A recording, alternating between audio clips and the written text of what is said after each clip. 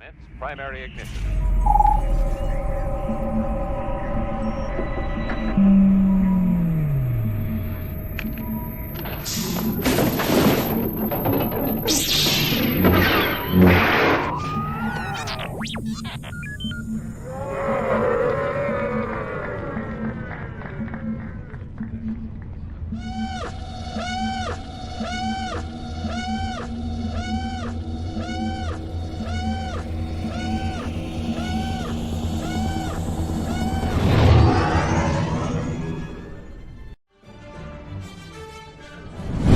Hi, I'm Yeleni Kushin. I played Varys Offee in Star Wars Episode 2 Attack of the Clones, and you're watching the virtual Cantina Network. Hey everybody. Hello there. Sorry for the technical difficulties in StreamYard. Yes. Welcome to Daughters of the Galaxy, where we are discombobulated as the rebellion at this point. We can't get anything together, miss cross lines of communication, lots of technical difficulties. Here we are. Just hit it with a hammer. We're fine. Right? Yeah. Lots of button pushing. Anybody else got a technical line? Where are we at? What's going on? Hello, Ashlee. How are you? Hi, how's it going, Sarah? I'm okay. It's been I mean, I just watched Andor, so Are you like okay. done with it? I'm so wiped. I'm so wiped. Eventually, well, my oldest college kid is coming home on Saturday. And so the rewatch begins because neither one of our kids have seen it. So we have to start all the way back over from the beginning and relive the trauma through their eyes. So it's going to be a good month. Good month. Yes, here we are. Okay. It's happening. So we're going to start off this episode by saying, if you have not seen the final 3 episodes of Andor, or any of Andor season 2 for that matter, spoilers abound. Spoilers everywhere. So, yes.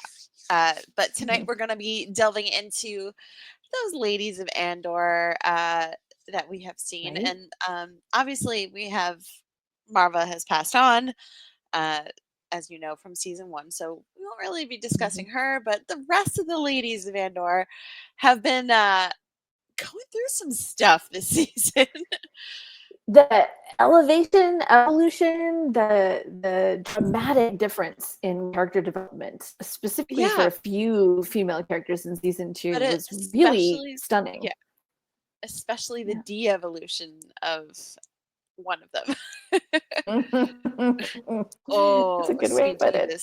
That was very bad. That was a lot. That was a lot. But yeah, so again, anyway, it was a lot. Spoilers everywhere. So enter at your own risk. If not, just come back and watch it on YouTube once it's live. Yes, absolutely. Please come join us again. Yeah, hopefully we'll have some fun and exciting things to say. Yeah, where would you like to start tonight? Let's just do a little hat tip to Marva to start with. I mean, we definitely saw at the beginning of the season when they were living in Mina Rao farm country, when the cute little pop-up trailer, they had her portrait sitting right there in their little living space. She was definitely mentioned several times this season, all the way from the slightly cantankerous with Vic saying, "I'm not your mother, I'm not your sister," all the way to the cheersing in honor of her memory in the last episode of the season. So I feel like even though she's not currently an active character in this season, the memories and the echoes and her contribution exist and have an impact on all of the characters who are still struggling. I thought that the struggle that everybody's living with, the years of rebellion, right, and the war, right, and the battles, like it's all the cracks in the veneer are starting to show, and it's all leaking through. Even Cassian with his trauma from his childhood and being rescued by Marva, like she's there in all of the echoes. So I thought that was really well done. And she inspired the people of Ferrix and the people that we get to see who are still there from Ferrix. Willman, Bix, Cassian, Brasso, R.I.P. Brasso, Stone and Sky. Stone and Sky. Absolutely. Man. So I agree. She is a big inspiration. She's the reason why the people of Ferrix are now members of the rebellion. So Yeah, and you have to wonder, where would any of those core characters from season 1 be if Marva hadn't done what she did? That was probably my favorite part about this show as a whole over both seasons was the branching effect, the what if, the sliding doors, one little thing, one little flick, one little incident, one choice left or right, in the Doctor Who Turn Left episode, it can literally alter a galaxy.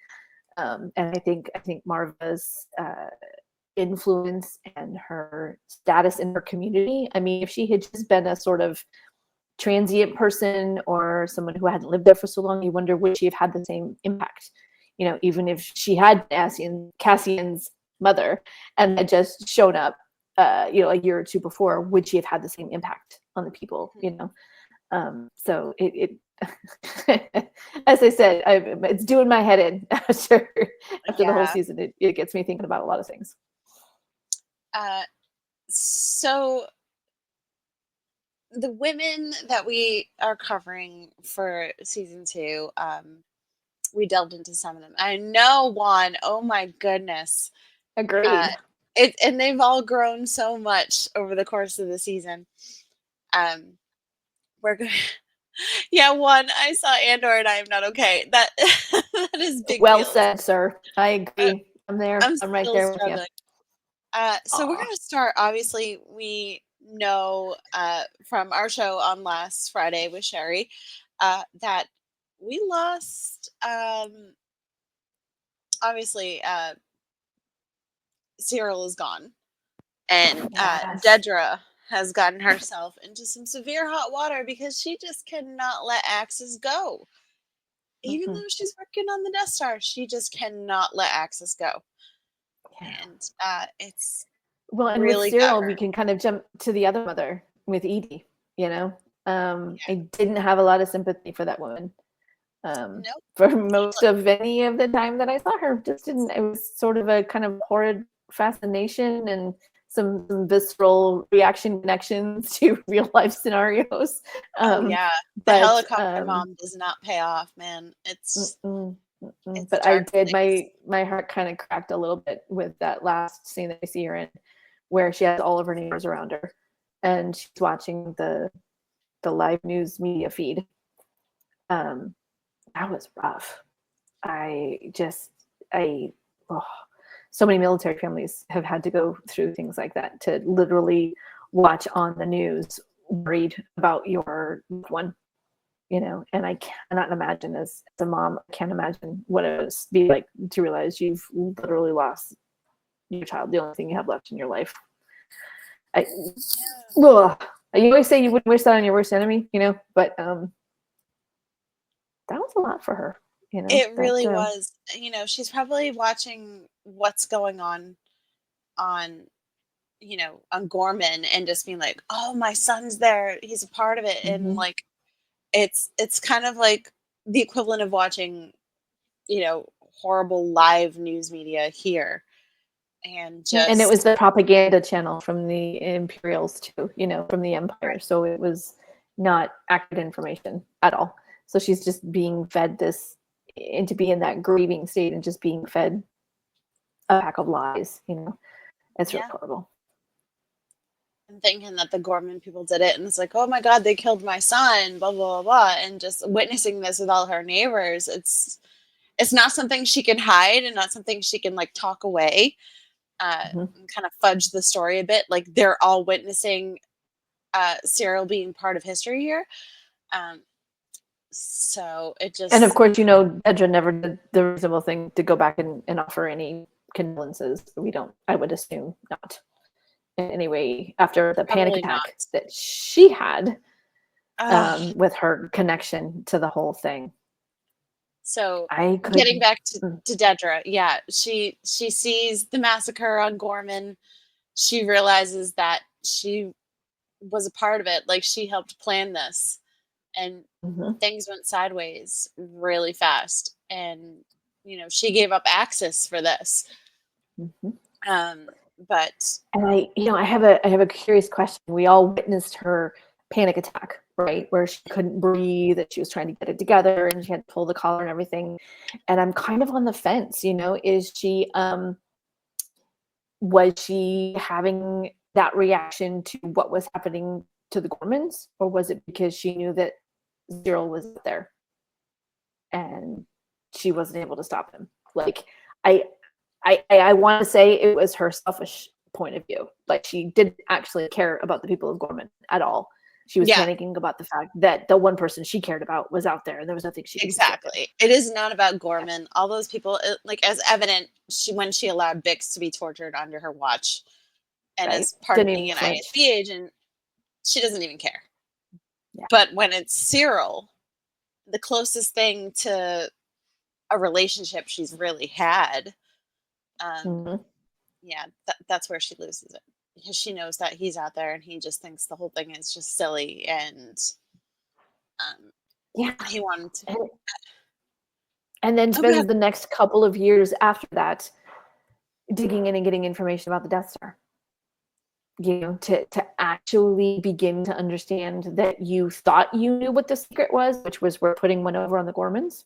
Oh yeah, just to steal their material for this energy project, and then to find out that your boyfriend for, like, what is wrong with you, girl? And she's still just in it. She's still so indoctrinated for her to just sit there and say to Luthen, "Oh, you disgust me." I was like, same, lady. Back at you. When she showed up at the shop, I was like, oh no. And I was like, maybe she doesn't know who he is. But then when she opened the box, I was just like, oh my God, she knows who he is. I had no idea what was in that box. I thought she was just like carrying I don't know what it was. The idea that she was going to bring an antique never crossed my mind until she actually went to open the box, and then it was the Starpath unit. Right? That was a thing. And the back and forth between the two of them when he was like, "There's only two things in this shop that are of questionable provenance," you know.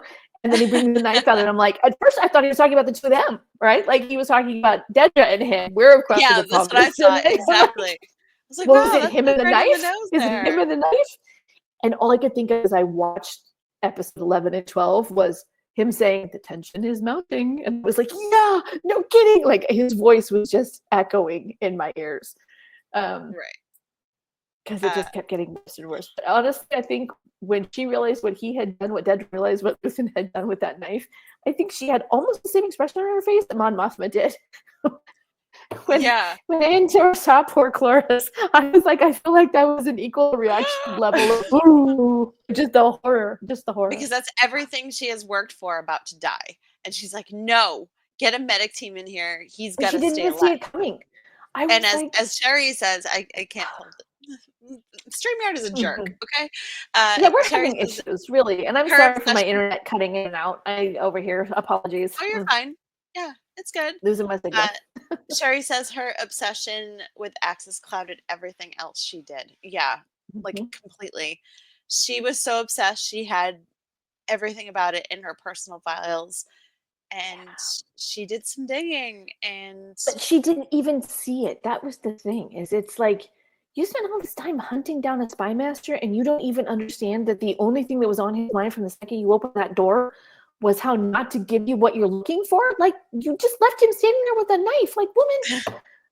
My husband is a huge spy fan. Like, he's read all the John le Carré novels. His dad raised him on James Bond, which we're not going to talk about. But big fan of spy novels. He knows way more about this world than I do. And even I was like, girl, you really think you've won? You spent all this time hunting him down, and you don't think he doesn't have a contingency plan for what happens when you literally just walked in his front door? I think the knife was really fine. I think he just wanted to show her that, like, oh, I have this, just in case to know that, just like, to see what was going to happen. Yeah, it remains to be seen. We're not sure what's going to happen. I was so mad he didn't finish burning that console, though. I was like, dump the rest of that chemical on there. What are you doing? Just smash the bottle. It's fine.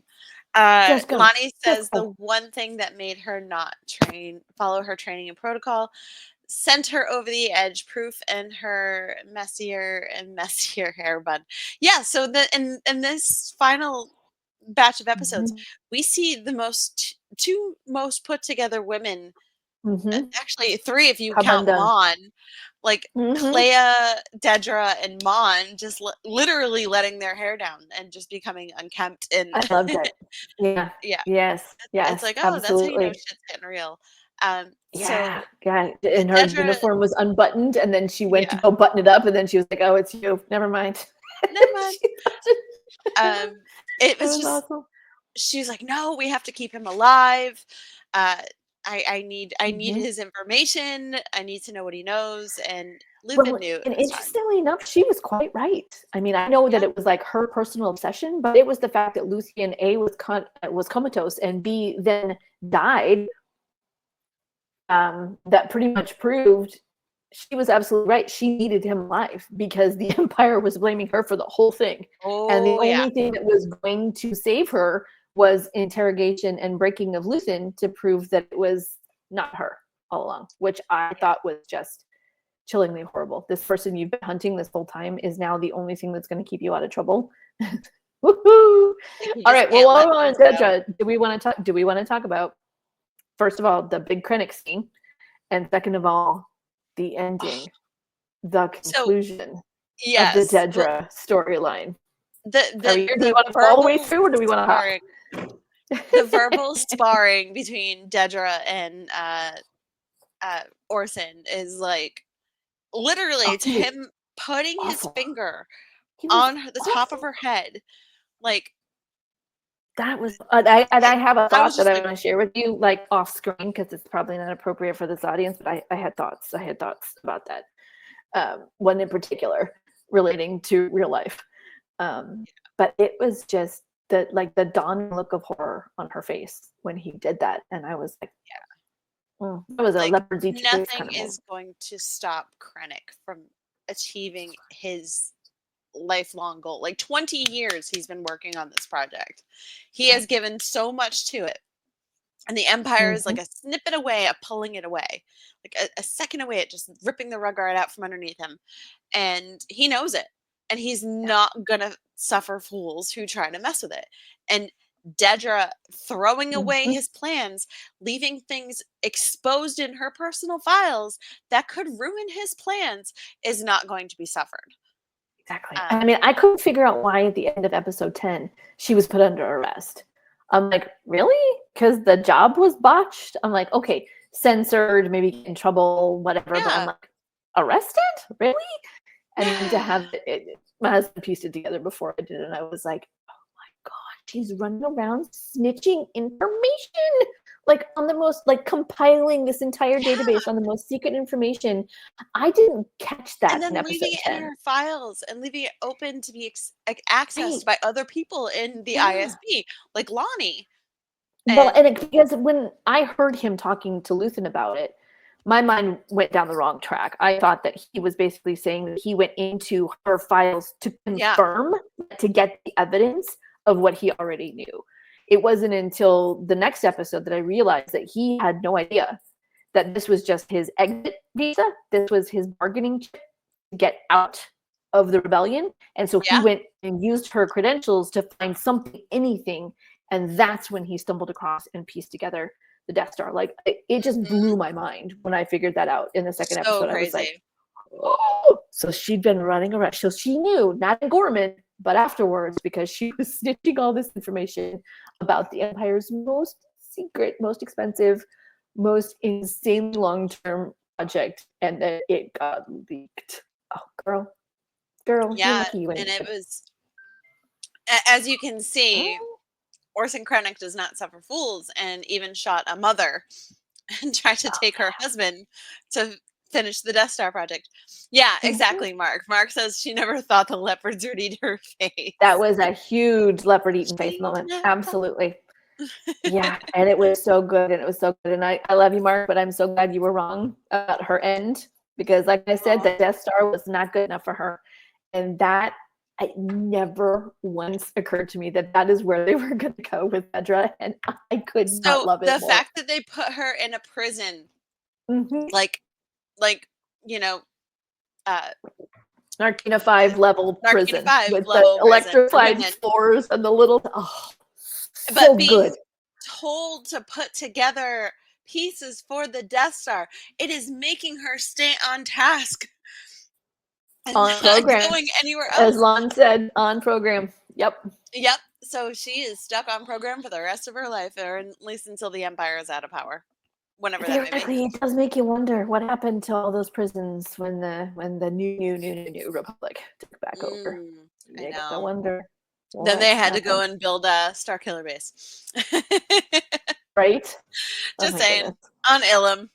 Get more of those. Just reopening the prisons in order to get all that done. Yeah. Pretty much. Super powered death ray. It's fine. Yeah. But so what did you think? What did you think of Dedra's ending arc? I was surprised. I thought she would just be like held accountable and like punished by being demoted or something in the like out of ISB and being like made to be a grunt, like in maintenance on something. And I did not know that it would be so severe that they throw her in prison, like Zappy floor prison, and make her make parts for the Death Star. That she was so hell bent on like exposing the plans for. Girl. Yeah, I agree. That was I was completely unexpected. I had no idea, but I dodge spoilers, so most things in this show surprised me. But I was just like, I'm not happy with the Death Star answer. I don't like that. I think it's too easy. I think it's too quick for her. She deserves worse. Technically, she is working on the Death Star, just not in the way she that is. She was going to work on the Death Star. She just didn't blow up with it. She got to stay there and make the next one. I was so satisfied and pleased with that ending. And when she's in her prison jammies and you see the orange, and I was like, oh no. And then the lights go out and she's just crying. She just crumples. She just crumples. Like, I know. We see emotion out of her. Like finally, like Cyril was killed and she didn't cry. And this is what happens. Like, come on. Yep. Yeah, Mark. Yes, it is the ending we all deserved. I needed that. I needed that so bad. Hi, John. John says the fact that Partagaz killed himself foreshadowed what was in store for her. Yeah, Partagaz knew that they done fucked up, and he was her superior. He was responsible for her. He would be at the very least court-martialed for this. Oh, the biggest leak. The biggest leak, right? The biggest leak ever of ISB. And, it was such a fascinating dynamic between the two of them, between Krennic and Partagaz. Because I wouldn't be surprised if even they were contemporaries. Like they joined the ISB together. They were classmates that kind of came up. They seemed to be of an age, maybe one a little superior to the other, but Partagaz only ever made it to Major. And Krennic obviously at some point turned off to go do his own little thing. And I love the line that said, I can't protect you, Yeah. Like, and you're on your own. Told her flat out, like, this was going to be ugly. And she just could not let it go. It was like Cyril, like Cassian was his white whale and Access was hers. And they both could just not let it go. And it ultimately led to his death and her downfall. Her downfall, breaking in a hard way. Yeah. So... And I loved it because it was so interesting because it was the ISB's responsibility to cover it all up, right? I mean, like they used Dedra and the Gorman, to make what they needed happen, but they never clued her in to what it was we're doing. We had no idea. And even once she accepted that, she still couldn't parse the fact that she was being used by the Emperor. She couldn't accept it. She was like, well, it's just other people. It's these, little people on the outside that are keeping me out of it. Like it never once occurred to her it's a problem with the fascist regime that you're working for, maybe? Yeah, she was just convinced she could still come out on top if she just had right information. So obviously she freaks out when Luthen stabs himself and is dying. And does everything she can to save his life, including like shutting down the top 2 floors of a hospital and not allowing any more patients and threatening the hospital manager with like imperial action. And it was just like, come on. Yep. Like, this Yep. is where we're spiraling, Dedra. And she Yeah. was just And doing. she was right. She was right. I mean, everybody else believed that she had to be on the inside. I mean, what was the credit line? If you're not a rebel spy, you missed your calling. Like, I you know, did a that was the fantastic job craziest screwing line. the entire empire over. Way to go, lady. You know, and I Oh was my like, gosh. ooh. Oh, Yeah, that it was hurt. That'd so have been like a bad. gut punch. Yeah, for her. So to kind of have Luthen on life support at this point, and we see our girl Clea, who he told to run and Yep. relay the information to the rebellion and let them know about Galen Urso, about ISB, about Jeddah, Jeddah, and Gorman. the Kyber crystals, and what happened on Gorman, and what's they're really mining for on Gorman. And Clay is just like completely taken aback. She's like, "No, we're gonna do this together." And he's like, "I'm done. This is it." So Yep. we get to go back, and this is very important. We get to go back and see Clea's life and how she met Luthen as a little girl, and it's very kind of Aliens. Like, she's hiding in the grate in his ship as he's having a panic attack because his soldiers, I want to say Empire soldiers, based on his outfit, maybe separatists at this point. It was really hard to tell. Like, I need a deep dive into Yeah, that maybe. history because I was like, it doesn't feel imperial to me. Is it Yeah, maybe like a before little empire? What separatist. is it? Yeah, it That's is. what I was It has to thinking. be. Yeah. Or Yeah. at least because we know how old Luthen is, and we know how old about Clea is. Clea's probably in her mid to late 20s at this point. Yeah. So she's lived a decade or more, maybe 15 years with Luthen. De-aging was spot on for this with Stellan Skarsgård. He looked like he was really nice. Yeah. significantly longer, but you see him having a panic attack because his fellow soldiers, he's a sergeant, and they don't use a name that they don't use Luthen Rael. Like, he's called by a different name. So Okay. that's another tip off. So I saw this on Threads and it blew my mind. His name was Lear, Lear. Sergeant Lear is what they keep calling him. And then his last name, when he changes everything, is Rael, Rael, which is Lear. Damn. He's literally becoming the opposite of what he was. And I was like, yeah. Oh, God, this show. God. Just layer upon layers upon layers upon layers. Yes. Fascinating. So, and I have to admit, I was surprised because you mentioned Aliens, which I also picked up on with the little girl hiding in the vents and the because like the point of view through the holes, and I'm like, okay, well, if it was nobody in the grate or nobody in the wall or whatever, it would be camera in front of him, but it's not. You're seeing it through like tiny little holes in the wall. Her eyes, So I expected young Clea to be way more timid than she was. Oh, I mean, literally, she walked out with mud still on her face and was like negotiating hard in that survivor. And it was like 20. I said it definitely 20. reminded me a little bit of Gamora and Thanos and the MCU, and how like her entire people are murdered, and gestations ruined this the cord. No, but you hear the people screaming, and you hear them like line them up, and it's horrible. And Luthen is having a meltdown, like he's panic attacking all the way. Make it stop. And he's like saying to himself in a language that means make it stop. And she can kind of sense that it's bothering him, and he's not like others. And when he reaches out and holds her hand, I was like, oh, that's it. That's the end of it for them. Like, they're together, they're bonded now. I was pleasantly surprised by how defined Clea was even at that young age. The fact that then she was like, okay, fine, 18, but no smile. She wasn't taking it. No, don't tell a girl to smile. And that is brilliant, because like, how many times have we in our lifetimes been told to smile to make other people feel comfortable? Yeah, and even from another woman, I was like, ooh, yeah, I remember that. I remember those days. Kill you. From my mother and my grandmother. I felt that right in my soul. And then the scene where they were in the cafe later on in the episode, where she's older. He was teaching her how to react to it. He's trying to teach her this is real now. Like he keeps like obviously at other times he's been like testing her and like giving her a fake button or whatever, and telling her to just bury the anger. He's like just own it and keep it bottled up until it's time to release it.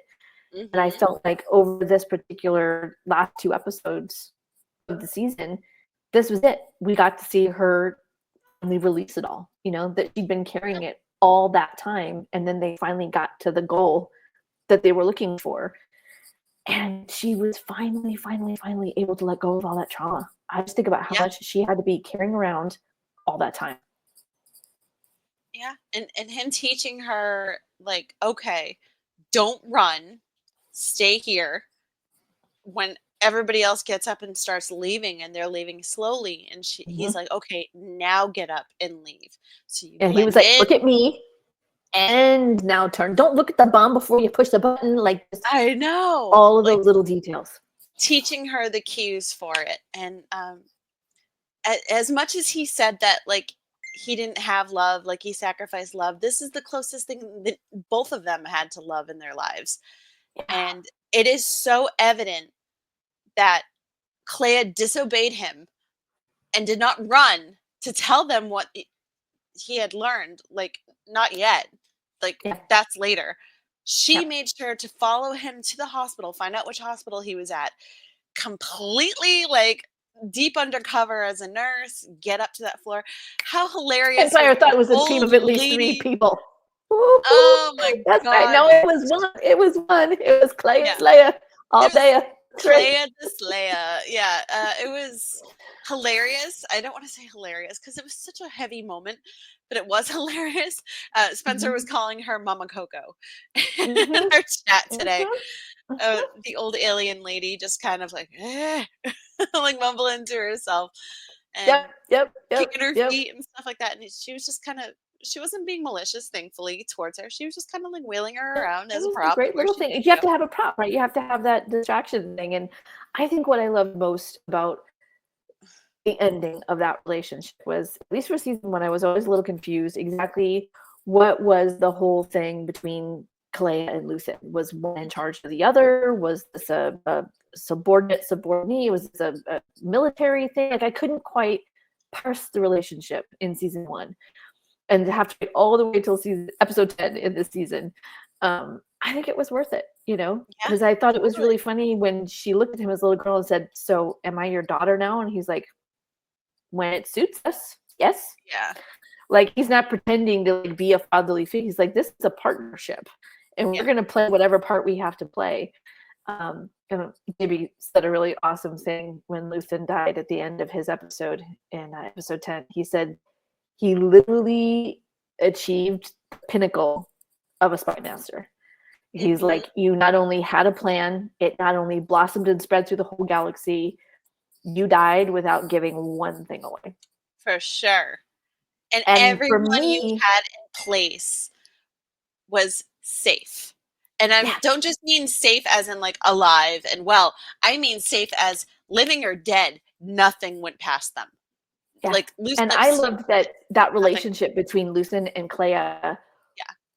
She had his back to the end. There was no last minute betrayal, or even Erskine was working for Luthen all along. Like, there was no Lonnie Young thing of, I'm gonna panic and back out at the last minute and run away and ruin everything. Luthen was fully prepared for that. Oh my God. Yeah. No, Clea was there, and he was like, we were supposed to meet. He didn't show. Something went wrong, and I'm going to make sure that this guy does not live to be tortured, does not live to ruin everything he's ever built. Smart. She had his back, infiltrated to the point where they thought it was a 3-person team. She was doing it all on her own, and she got the hell back out. I have to admit, I was really shocked, though, when Cassian and Melchi showed up. Yeah. I thought they were there to extract her, right? Like, I thought she was saying the message, "Oh, come save me." And the only thing she cared about was passing on the message. And they actually had to convince Clea, "You need to come with us." And she's like, "What? No, repeat the message. Get out of here. Go tell people." Like, that was it. She wasn't called for help. Yeah. It was just the message. It was just the message, because it's not safe to send it. It's pretty amazing that she's the one that's inspiring Cassian not to quit. In her Clea-esque way. Very dry, very direct. Love it. What are you doing? No, we're doing this. Like, stop being stupid. We're going to do this. And in the end, it's him and Melchi being like, no, you're dumb. Let's go to Gavin. This is safe. And you don't know the signal has been traced. You don't know who's going to be coming here. This is not safe for you anymore. Luthen's dead. You have to do this for him. You have to live for him. You have to get the message to the rebellion yourself. Yeah. It's like she only thought to that one point, right? Like the point was get the message out. Source of living was just gone at that point. Just to be his partner, right? And she was like, this is... Oh, there goes my Wi-Fi. This is the very last thing. Okay, good. The very last thing I have to do. That's it. And she only got that far. And she was like, repeat what you do it. This is it. And then they were like, oh, well, no, you have something else to do. And she was like, I felt like that was a real like revelation of the depth of her trauma, you know? Like she was so focused and she had even buried her emotions about Luthen so much that even thinking past it, there was nothing there. And she couldn't, and it was so funny because we're just standing around having the chat and there are Imperial tacticians on their way with big guns. And like, you can't stay there. You can't stay there. You need to move like right now. Oh, like, my God. Yeah, we're having a whole conversation here. What is happening?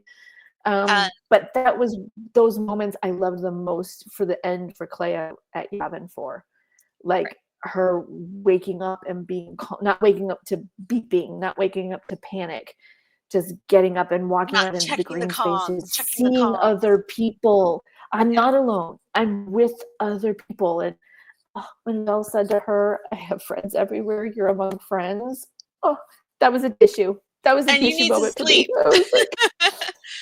And it's probably the best night's sleep she's gotten in a long time. Think about it. Like this woman has been like obsessed with like communications, getting the messages out to various parts of the rebellion, all hours, galaxy, all hours of the night, every time. Like she's always, she's always doing that. But in my notes I put, she did what she had to do by Luthen, and he did what he had to do for the rebellion.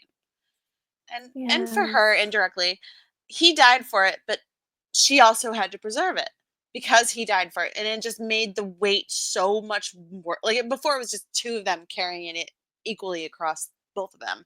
This was all on her. The push and pull you, right. And for her to feel that weight, you know. She was so overwhelmed by the grief that she just wasn't thinking clearly. Like she's just like, no, just pass it on. I got nothing left. Like, and Cassian and Melchi are like, okay, this is the woman who's kicking us out the door and telling us, do this. Here's credentials. Go. You're this person.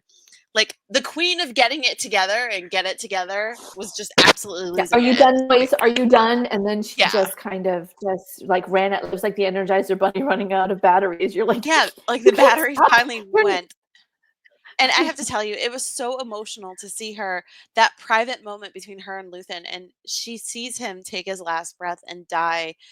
And the tears just, and she's so ice cold. Like when we see her like confront Vel, it was just like in season 1, they're just like like staring daggers at each other, and you don't know if she's going to kill. Like this woman could kill Vel and it'd be done, and they're both going to kill Cassian. Oh my God, this woman is really scary. But you see her break in this moment, and she even goes so far to kiss him on the forehead. Like you do when you know your father passes. Oh yeah, Sherry. Yep, the kiss on the forehead killed me. It did. And it was just like, okay. Like I feel like Clea was this slow burn character, the way Andor was a slow burn show, right? Because like even in the beginning when we first meet her, she's sort of like an icy C-3PO. Like she's just this little uptight fuss butt that is like up in everybody's business and barking orders, and you're like, what are you doing?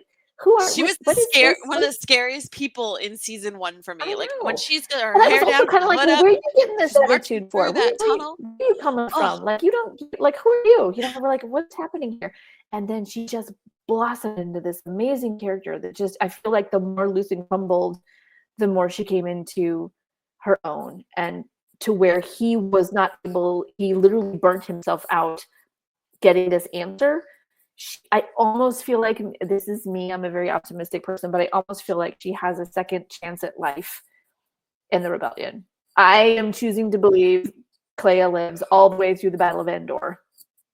Yeah, Hopefully, she's a survivor. I mean, if that like yeah. concussive grenade couldn't take her out, Oh, God, it blew oh, her back and she whacked her head against the wall like oh, man, I swear I felt that. I swear I felt that whole episode. I was like, oh, just stop moving. It was so funny. I'm like, how do none of these people know what this is? I'm really curious. We should dig back through and look at the lore of like those flash bombs and things, because I feel like we saw those in Rebels at least a couple yep, of times. I mm-hmm, don't think I recognized the word stunner before, but I'm like, right. everybody knows when you're in a standoff and somebody rolls something in, get out of the way. Kick There's it back either out the door. Like I was like, somebody kick that outside, please. Like just go. or at least move. Don't just stand there looking at it. It's going to be bad. Whatever comes out of Run that thing, into you don't the want to other be in room. proximity. Yeah. Hello. Yeah. Oh my god. But they obviously needed her alive because she is the closest thing to Luthen. And obviously Luthen is dead. And they have her like footage of her. They don't know who she is, but they have footage of her in that hospital.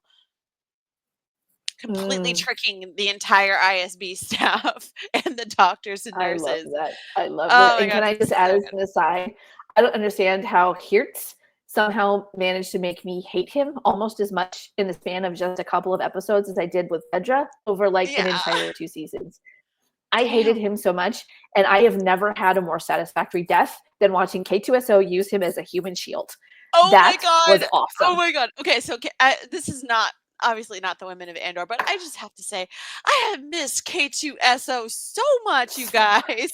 So much. Those But honestly, I one-liners think the reason so I good. hated Hurt so much is because he was going after Clea, and I was like, leave her Yeah. alone. That woman has had enough trauma. She deserves to ride off in the sunset and live happily ever after with whomever she chooses. Just stop, leave her alone. So I just hated him, and I was like Yeah. jumping up and down and cheering when K2 walked in. And When he honestly, like I'm sorry, 2 literally episodes. grabs him by his imperial armor and just right in the front of it. I was just Just like, holds him up. He's like, go ahead, just shoot. Go ahead, just a little meat puppet here. and I then was he like, that's how you throws do a him meat at the puppet, guy. Palpatine.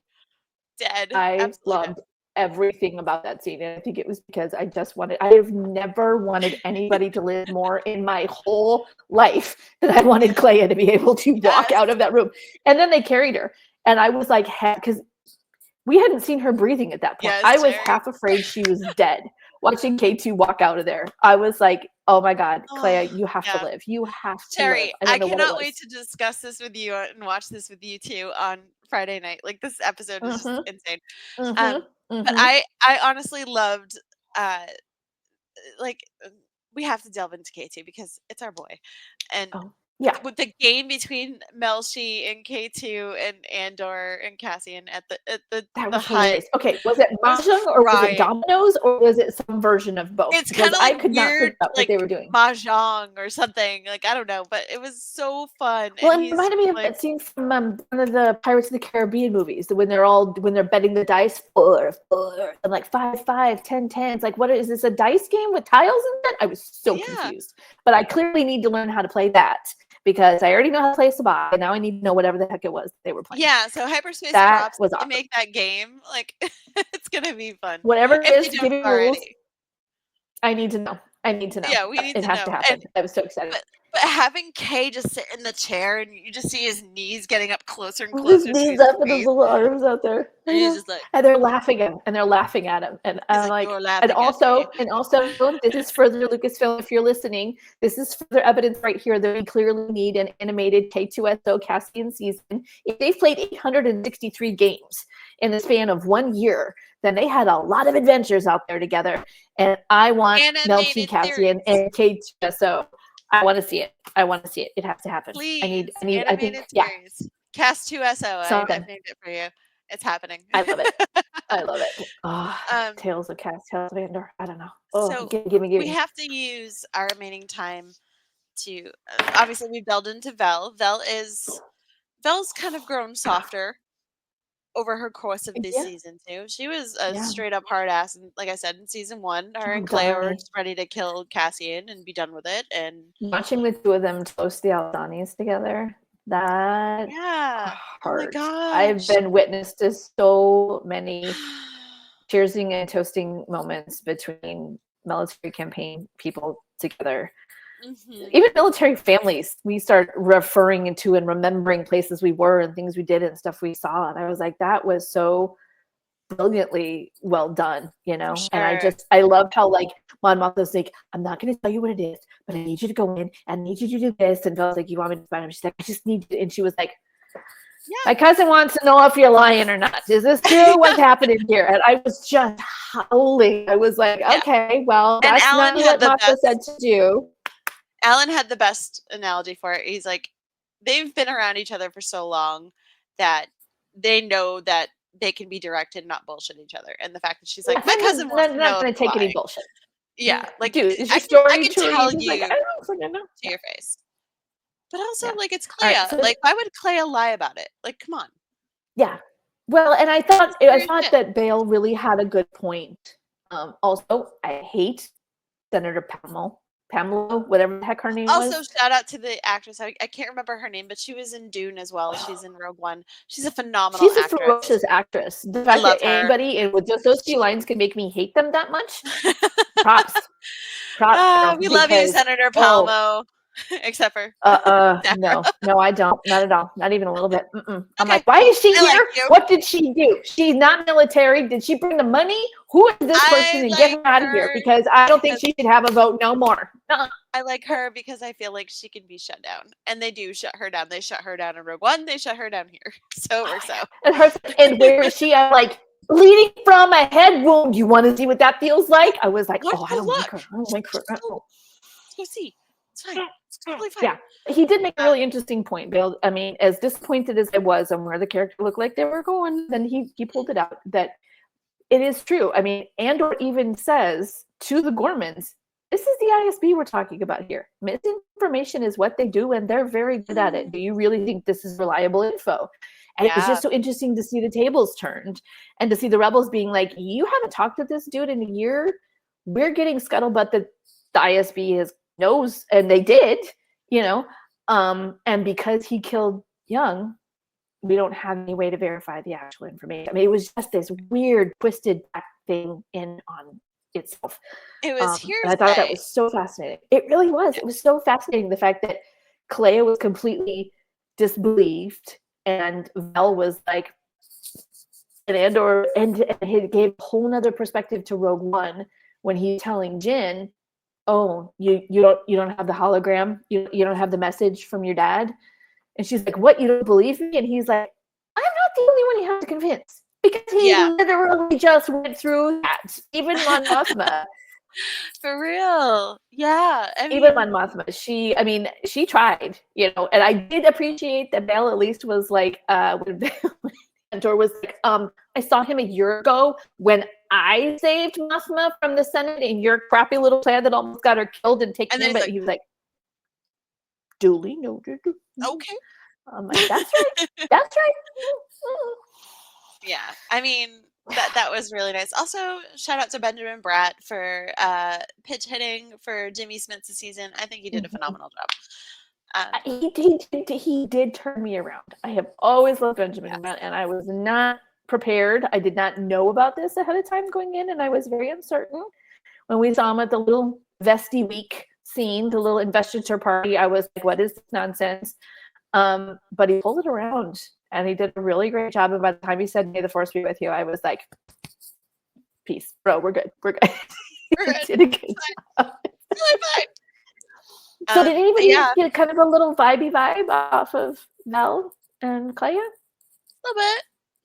I think she definitely made it easier for her to. A little bit, maybe. I know. She definitely made it easier for Clea to adapt, and for her telling her that you need to get some sleep. I don't think, like we were saying earlier, I don't think Clea's had a decent night's sleep in a long time without the beeping and the comms going off and the people coming in at all hours in the night for various things and contacting. Her face when she woke up with that musical montage at the end with all of these images, and and then to go out and see the other people and everybody looking at her, nodding, and like just being part of a community. I think that's what she's been missing since her people were slaughtered, and it just was so impactful for me. And I'm really hopeful that her and Val make it. They make it through. They make it through. I was surprised that Will and his little Gorman girlfriend were being all domestic and everything in there. I do have to say. Oh my goodness. Tell me how you really feel. Willman. Okay. Yeah. We have to go over let's see. The One two second. biggins. We gotta wrap Yeah. up Mon, and then we gotta talk about So Bix. Mon, my friend had a really good point about Mon.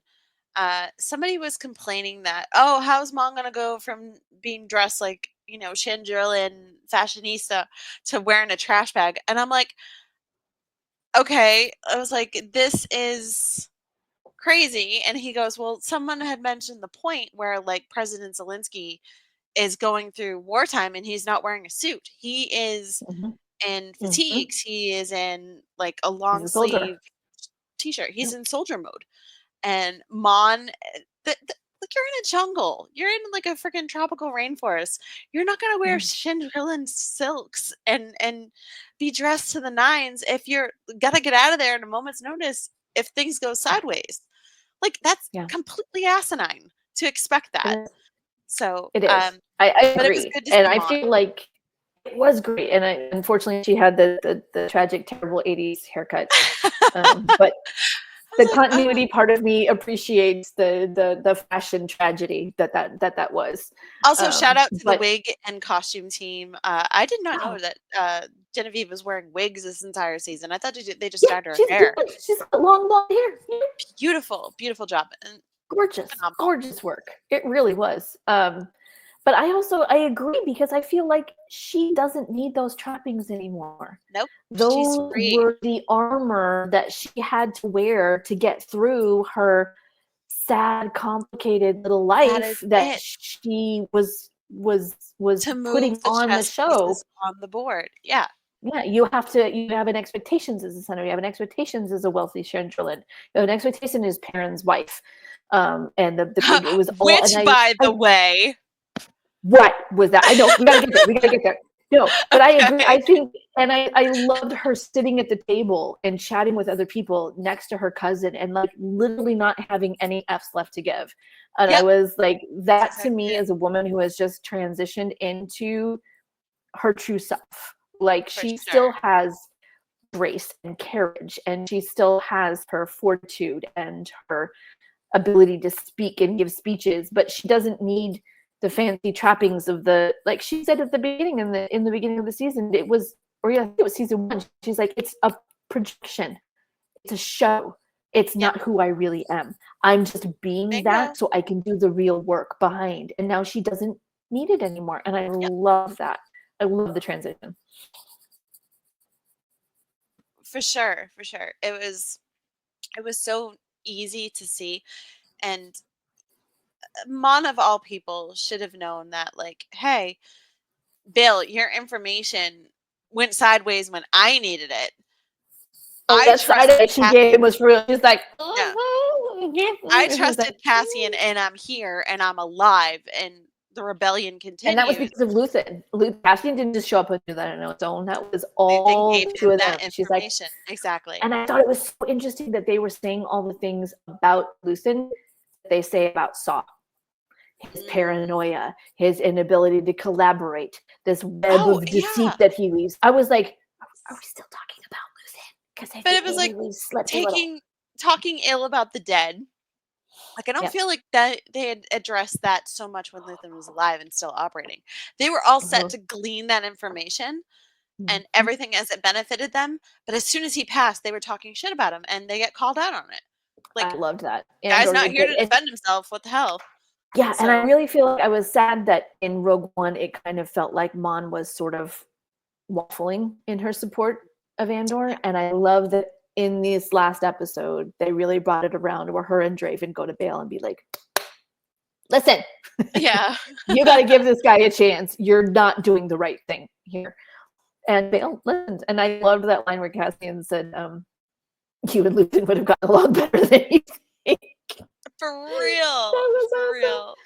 That was awesome. So I was really happy with the beautiful way that Mon's story kind of connected. I was thrilled that Clea survived, and I believe is going to go on and flourish and do wonderful, fabulous things in the Rebellion and maybe the New Republic, and maybe hook up with Vel. That would be good too.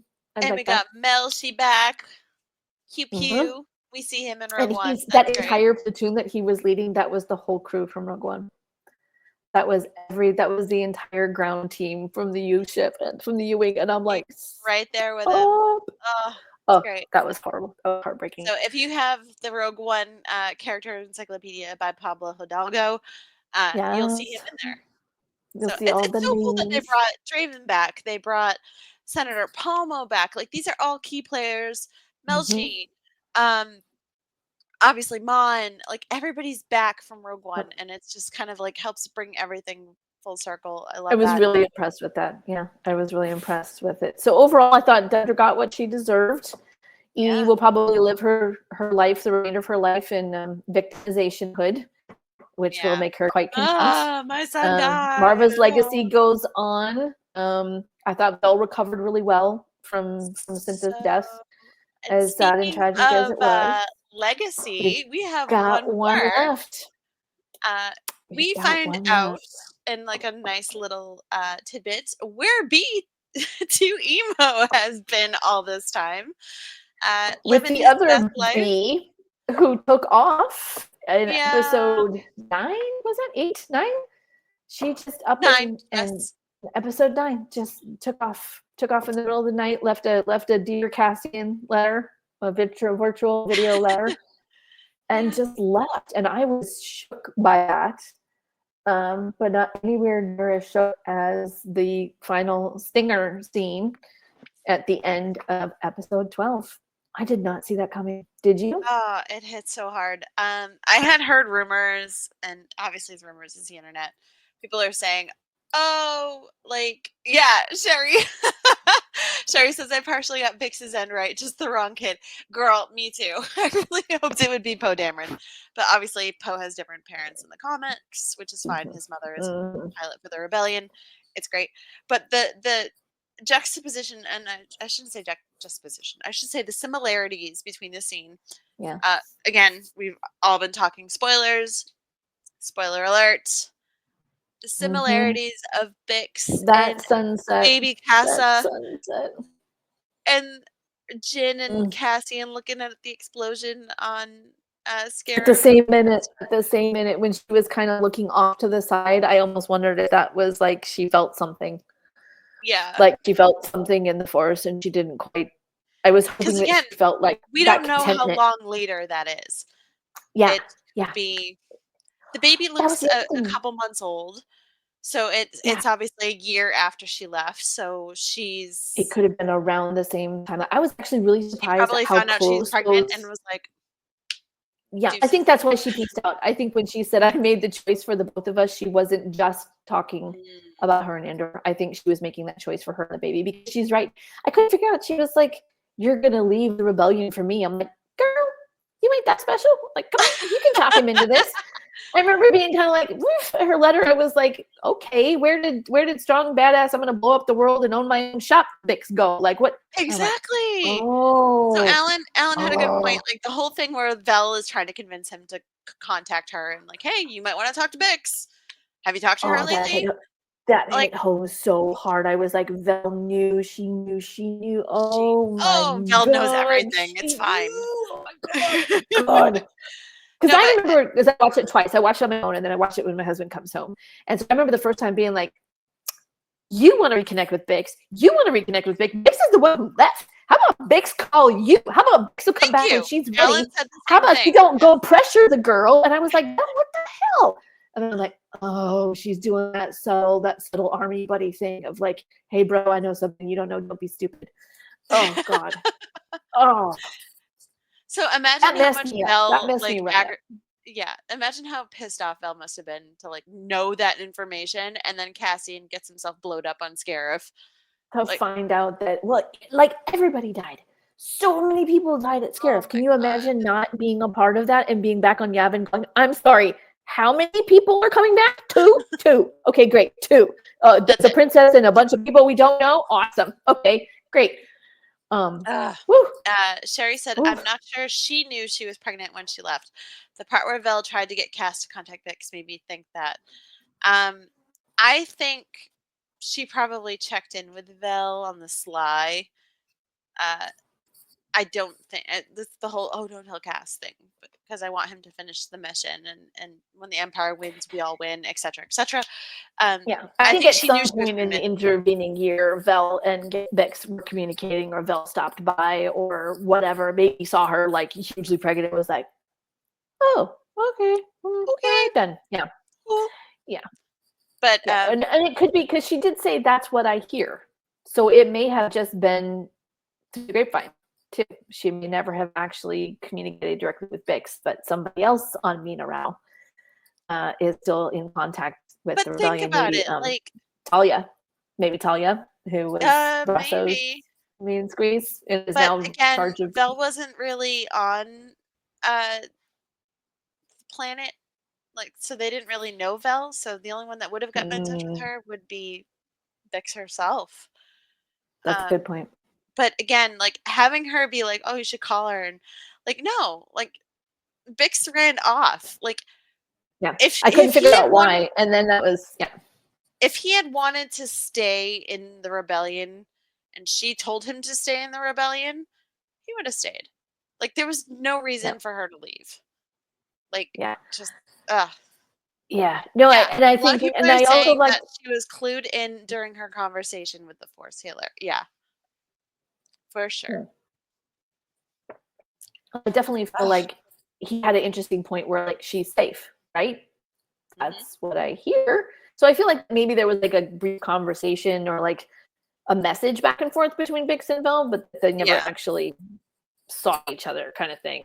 right, And like right. he said, she wouldn't be safe with me. And I'm like, this is true. You're kind of a magnet Yeah. problem. Yeah. I did see a really funny line that said, in Rogue One when it came out a decade ago. I'm still trying to wrap my head around that almost a decade ago. 9 Um, years?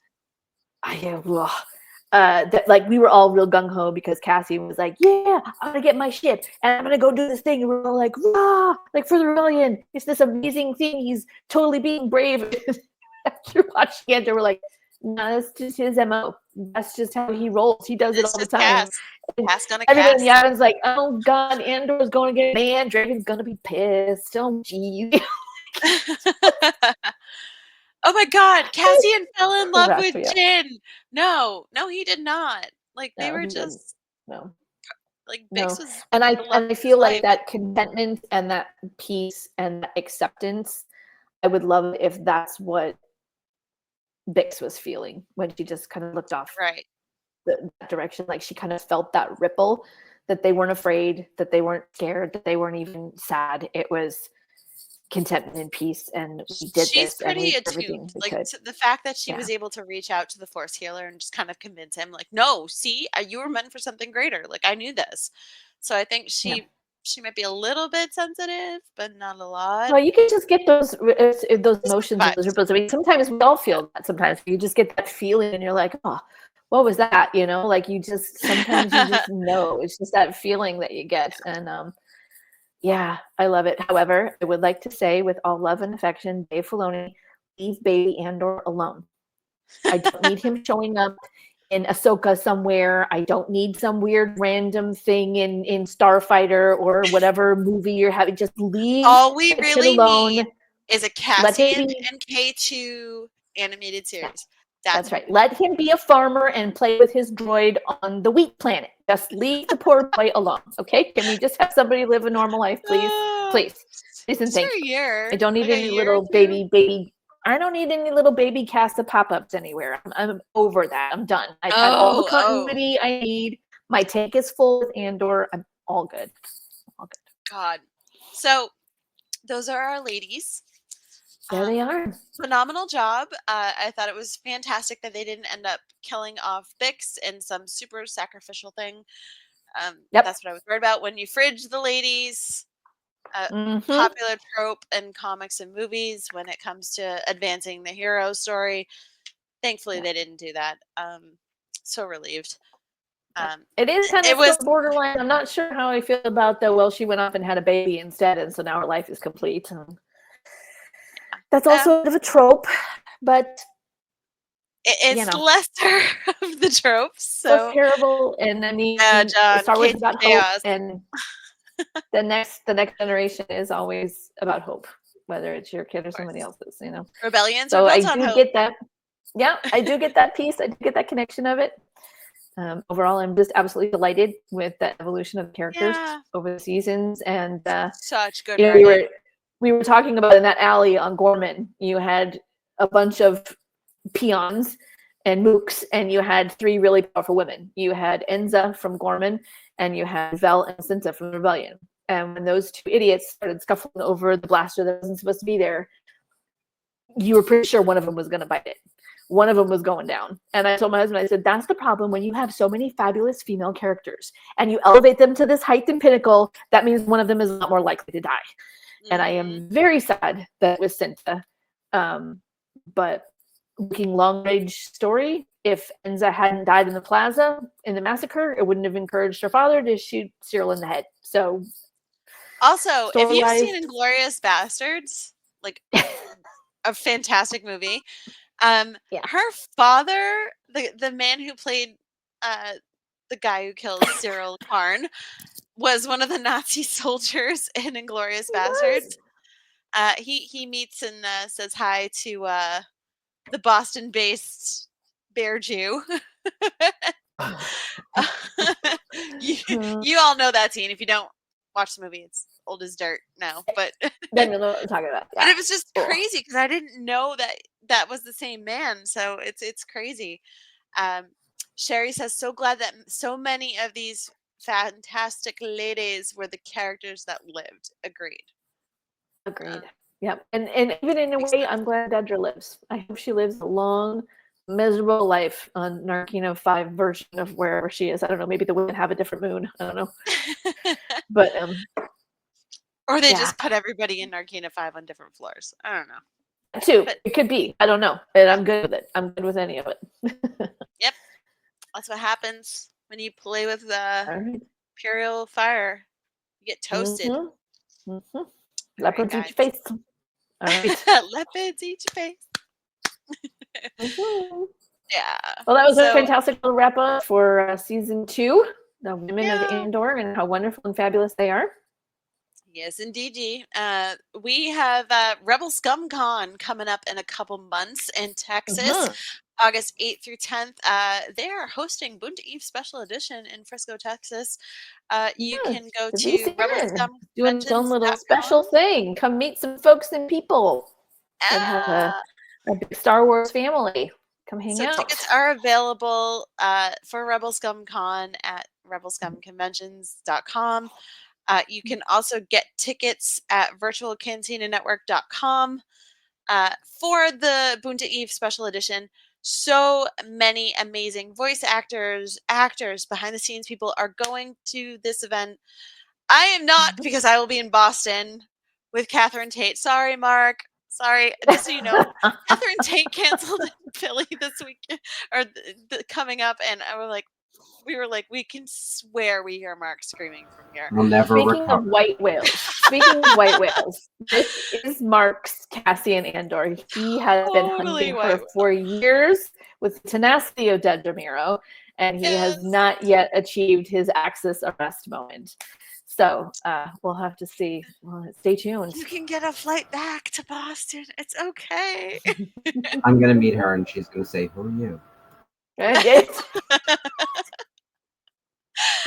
Anyway, so tickets for Bunta Eve Special Edition, they're now on sale. Everest Autographs is our official send-in partner for Bunta Eve Special Edition. So if you can't make the show, can't make the con, and you want to send something in, everestautographs.com to send in your item or buy a pre-autograph thing by one of our guests. Yep. It's going to be a great time. If you are all the Rebels details fan, are on the website. All the details are there. Link there. Get all the info. Give a shout out. We got Ezra Bridger himself, Taylor Gray, going. So he's a friend of the show, a friend of Rebels Revisited and the network. So it'll be great to have him be a part of it, along with so many other special guests. So make sure you guys. It's a really great opportunity for a smaller venue. You have a little bit more of an opportunity to chat and hang out and have a more personalized experience. As we all know, conventions can be very Chaos. kind of conveyor beltish sometimes, and you get your 5 seconds of cheese at the camera. So that's one of the best parts that virtual Cantina does, is you have kind of these opportunities to have more of a personal one-on-one experience with some amazing people with all kinds of behind the scenes over the generations, over the years, over the films and shows. So there's a little something for everybody.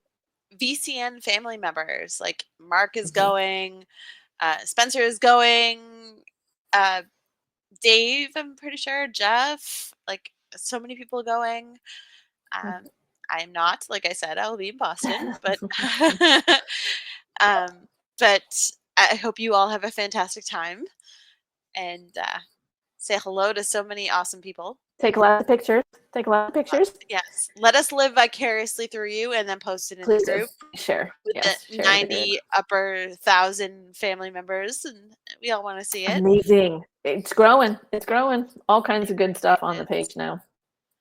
Also, like midnight drops from Hot Toys with like the Imperial Disguise Chopper and BD1 figures. Like they only made 2,000 of this set, and I was just like, what was that? I'm waking up to chaos. Like, what better way?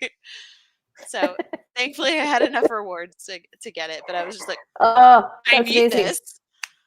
That's the best. That's very you. That's very you. Yes. Yeah. So I have the chopper from Ahsoka, and now I have that one. So that's what I do. I buy multiple versions of the same character that I love so much. How many Obi-Wans I got now? Right. Dangerous. It's the good ones. You got to get them all. Yeah, exactly. And I have K2 and Cassian on pre-order. So that's happening too. That's what I want to hear. It's so cute. We need more K2KS. I agree with John. Need more. Yes. Need more. But if you did not get enough chatter time of discussing Andor, please join us on Friday evening right here on the VCN YouTube channel. We will be talking more all things Andor starting at 8 p.m. Eastern time. Join in for chats and thoughts and comments. Yeah, so it'll be me, Mark, Sherry, and Sarah. Thursday night watch along will be Spencer, Dave, and Jeff. They'll be covering episodes 10 and 11, and we'll have episode 12 on Friday, an hour and a half earlier than the Thursday night. So make sure you tune in and watch with us and cry with us and get punched in the fields and laugh under your breath at K2SO, because that's what we do. Always. So great. So, and we have the Jedi Archives on Sunday with the next High Republic Adventures issues for the comics. And we will see you back here on Monday as well for another episode of Clone Wars Revisited with Skip and Mark. We'll finally have Mark back in the chair. Hopefully. I know. Yeah, on screen, whether he likes it or not. Yeah. All right, guys. Well, thank you for taking this journey with us through Andor this season. It's been so much fun, and these ladies are badass. What can we say? Across the board. Absolutely. True inspirations. Loved it all. All right, guys. We will catch you next in 2 weeks. Thank here. See you in a couple of weeks. I guess. May the Force be with you. Good night. May the Force be with you.